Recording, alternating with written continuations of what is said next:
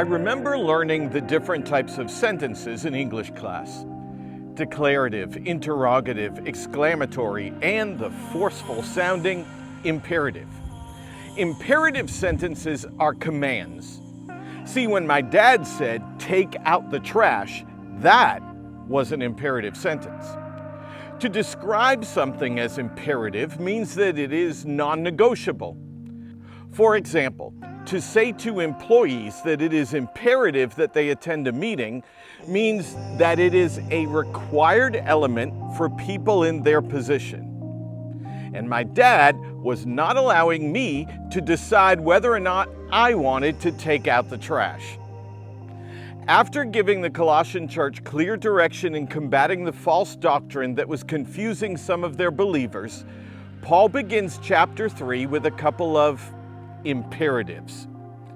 His two clear imperative statements that are in the first two verses of chapter 3 are seek and set. These are commands given to the believers in Colossae to make sure that they don't fall into the trapping of false teachers and charismatic leaders weakening the gospel's message. The first imperative is seek. This command is not given because God is lost and we must find him. It is not about some cosmic game of hide and seek. Rather, this imperative has to do with our aims and our ambitions. This is less about investigating and more about obtaining. To seek the things that are above refers to obtaining the available knowledge and power. In other words, seeking is about grabbing hold of supernatural power through Christ. The second imperative is set. Paul says that they must set their minds on things above and not on things on the earth. Again, this is a command, a non-negotiable. To set here means to continually focus on, to concentrate on something. So, the Colossian believers are commanded to focus on godly things, to concentrate on the person and the work of Christ.